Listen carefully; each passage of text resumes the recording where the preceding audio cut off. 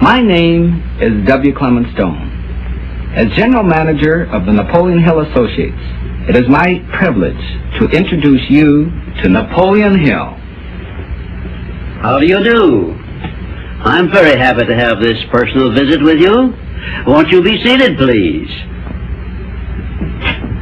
And now, may I request that you forget all your problems and just relax while I bring you the master key with which you may unlock the door to any opportunity that your mind can conceive. The master key consists of 17 principles, the first of which is definiteness of purpose. Right here at the beginning of our visit, I'm going to make you a promise. If you will decide definitely what you want most during your entire lifetime and write it down on paper so that I can read it, I will give you the master key with which you may open the door to the attainment of your desires, whatever they may be. The exact moment when I will deliver this master key to you will depend entirely upon when you are ready to receive it. This is the first of 13 messages that I will deliver to you. Now, in each message, I will describe the master key in terms that you will understand, if you are ready to understand. And now I shall give you the first cue as to the nature of the great master key which has been responsible for all the great successes in every calling, in every part of the world. Please listen carefully to what I have to say, because you may discover the secret of the master key in this first visit. You may get your first cue as to the nature of the great master key when I tell you that psychologists have discovered a natural law which is the very foundation of all personal successes. And I can describe it to you in one short sentence so you can understand it. Whatever the mind can conceive and believe, the mind can achieve. Isn't that a profound statement? You will notice that it says nothing about the need for education, but simply that whatever your mind can conceive and believe, your mind can achieve.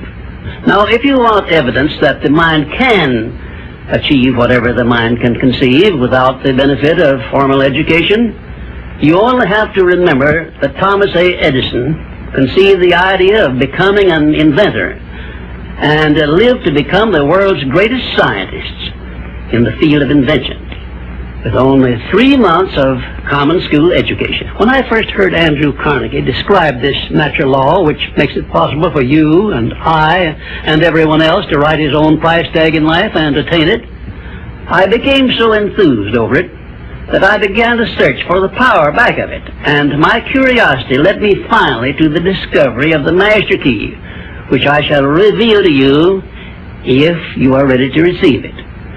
My search led me to the study of the spiritual forces with which all of us are blessed. And it was in this field that I came upon a clue which has enabled me to help millions of people to find their earthly destinies. I want to describe my discovery in the simplest terms possible, because it will reveal to you why it is true that whatever the mind can conceive and believe, the mind can achieve, regardless of how many times you may have failed in the past or how lofty your aims and hopes may be. I caught my first fleeting glimpse of the profound law which provides the means by which we may choose our own purpose in life and attain it, while I was being coached by Andrew Carnegie during the organization of the Science of Success philosophy. I had just finished telling Mr. Carnegie that I feared he had chosen the wrong person to give the world the first practical philosophy of personal success because of my youth, my lack of education, and my lack of finances. Well, at this point, Mr. Carnegie delivered a lecture that I shall never forget, because it changed my entire life and paved the way for my helping to change the lives of millions of people, some of them not yet born.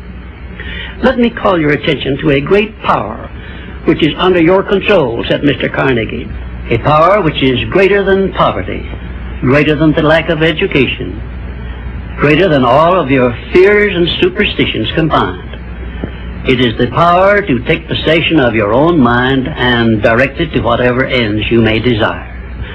This profound power, Mr. Carnegie continued, is the gift of the Creator, and it must have been considered the greatest of all of his gifts to man, because it is the only thing over which man has the complete and unchallengeable right of control and direction.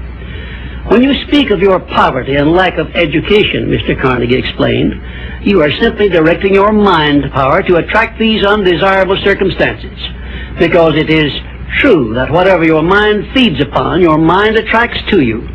Now you see why it is important that you recognize that all success begins with definiteness of purpose, with a clear picture in your mind of precisely what you want from life. Then Mr. Carnegie continued his speech with a description of a great universal truth which made such an impact upon my mind that I began then and there to give myself a new outlook on life, and I set up for myself a goal so far above my previous achievements that it shocked my friends and relatives when they heard about it. Everyone, said Mr. Carnegie, comes to the earth plane blessed with the privilege of controlling his mind power and directing it to whatever ends he may choose.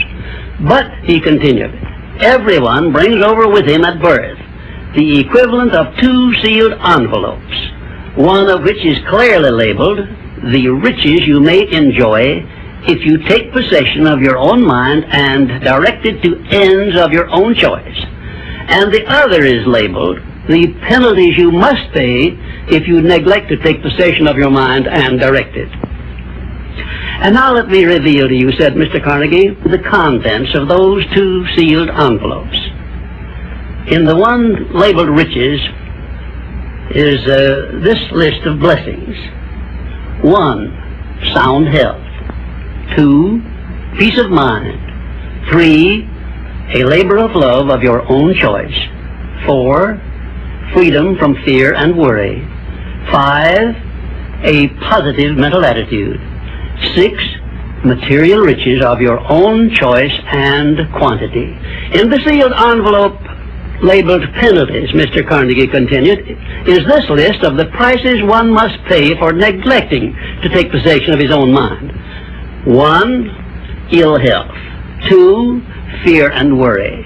3, indecision and doubt. 4, frustration and discouragement throughout life. 5, poverty and want. 6, and a whole flock of evils consisting of envy, greed, jealousy, anger, hatred, and superstition. Now, my mission in life is to help you and everyone who needs my help to open up and use the contents of the sealed envelope labeled riches. And the starting point from which you must take off if you wish to write your own ticket from here on out for the remainder of your life, I will describe for you in these simple instructions. 1, procure a neat pocket-sized notebook, or something on the order of this one here, loose leaf affair.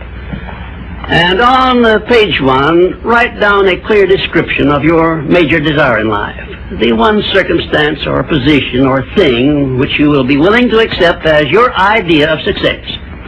And remember before you begin writing that your only limitations are those which you set up in your own mind or permit others to set up for you. And 2, on page 2 of your notebook, write down a clear statement of precisely what you intend to give in return for that which you desire from life. And then start in right where you stand now to begin giving. And 3, memorize both of your statements, what you desire and what you intend to give in return for it, and repeat them at least a dozen times daily. And always end your statements with this expression of gratitude for the blessings with which you were gifted at birth. I ask not, O divine providence, for more riches, but more wisdom with which to accept and use wisely the riches I received at birth in the form of the power to control and direct my mind to whatever ends I desire.